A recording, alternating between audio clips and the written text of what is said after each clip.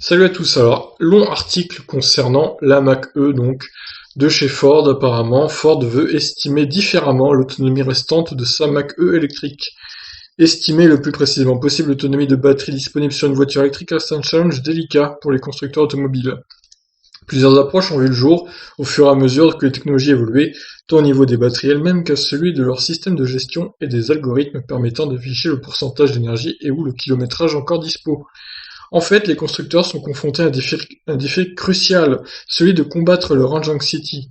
Autrement dit en français dans le texte, cette anxiété d'autonomie restante qui habite tous les conducteurs de voitures électriques lorsqu'ils ont un long trajet à effectuer, par exemple pour un départ en vacances.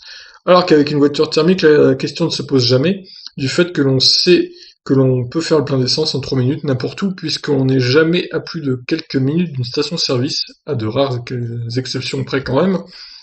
L'enjeu est totalement différent avec l'électrique, ce qui contraint les constructeurs à fournir les informations les plus précises possibles aux conducteurs sur la distance qu'ils peuvent parcourir jusqu'à une prochaine recharge. Problème, cette distance peut varier énormément en fonction de très nombreux paramètres comme la température extérieure ou le climat, pluie ou sec ou sens du vent, le nombre de personnes à bord et le poids du bagage, le relief rencontré, plat ou montagneux, les services activés, climatisation, chauffage et bien sûr le style de conduite. Des critères qui influent aussi sur la consommation d'une voiture thermique, mais dans des proportions bien moindres, alors qu'en électrique, cela peut quasiment varier du simple au double. Et pourquoi c'est différent par rapport à une thermique? Parce que les voitures électriques sont tellement efficientes au final que le moindre grain de sable, la moindre consommation supplémentaire hors moteur, eh ben ça joue énormément. Ça pompe sur la batterie et ça se ressent beaucoup plus que sur une voiture thermique du coup. Alors, les constructeurs ont donc au fil du temps affûté leurs algorithmes pour présenter aux conducteurs des chiffres d'autonomie qui se valent les plus près de la réalité. Tenant compte de tous ces paramètres, certains affichent un seul chiffre dans le tableau de bord, celui de la distance restant à parcourir avant la prochaine recharge, un peu comme une jauge d'essence. À la différence près que, contrairement à cette dernière, ce chiffre peut évoluer à la baisse ou à la hausse en fonction de paramètres favorables ou défavorables, alors qu'une jauge essence ne fait que descendre au fil du trajet. Ben oui, forcément, parce qu'avec une voiture essence, tu fais pas de régénération déjà. Donc t'as pas de batterie enfin, tu regagnes pas de l'énergie dans les descentes, par exemple. Donc voilà. D'autres constructeurs proposent de chiffres, l'un optimiste et l'autre pessimiste, et c'est le conducteur qui fera son choix de scénario. Et puis il y a Tesla qui propose une approche différente, puisque ce sont pas moins de 4 chiffres qui sont affichés à la vue du conducteur. Tout d'abord, le niveau de batterie, restant selon la norme EPA, mais étonnamment pas WLTP, même pour les modèles européens, pour qui c'est normalement le standard officiel, qui s'affiche par défaut sur le tableau de bord comme une jauge de batterie de smartphone. Cette jauge ne varie qu'à la baisse comme une jauge d'essence puisqu'elle ne tient compte que des kilomètres parcourus, à l'exception de tout autre critère. Ah oui, ça je savais pas qu'il y en avait 4, hein, quand même, c'est énorme 4.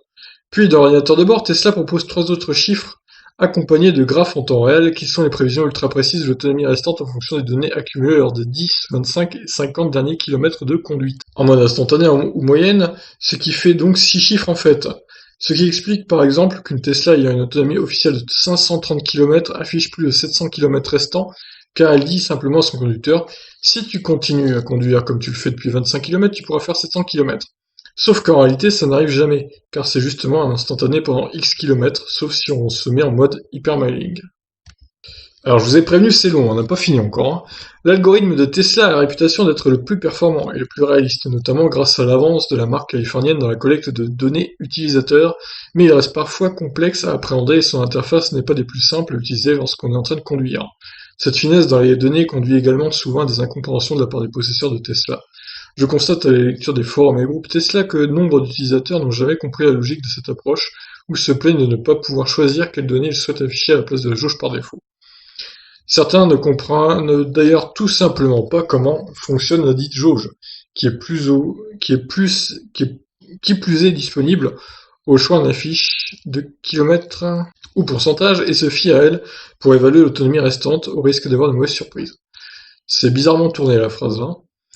Alors, on va parler de Ford maintenant, au bout de 4 minutes 30.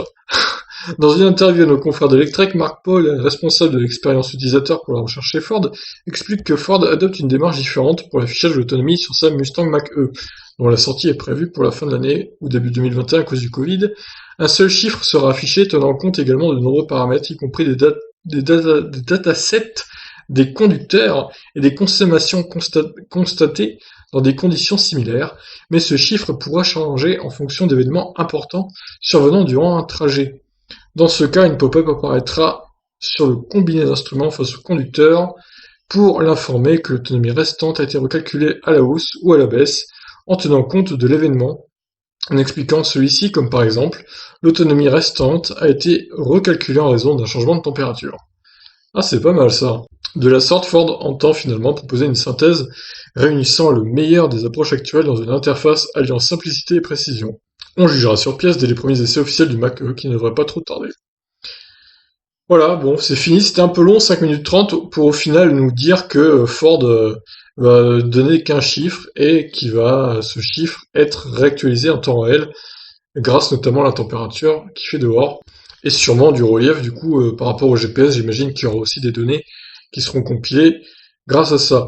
Voilà, donc c'était un peu long, mais intéressant cet article, ça explique bien déjà comment fait Tesla, je savais même pas qu'il y avait 4 chiffres, en fait 6 il dit, 6 chiffres différents d'autonomie, donc il y a de quoi s'y perdre honnêtement, mais bon, au moins c'est précis quoi. Voilà, bah écoutez, on verra ce que ça donne avec cette Ford Mustang Mach-E, si c'est la bonne méthode ou pas. Nous verrons ça. Je vous laisse réagir. Ciao.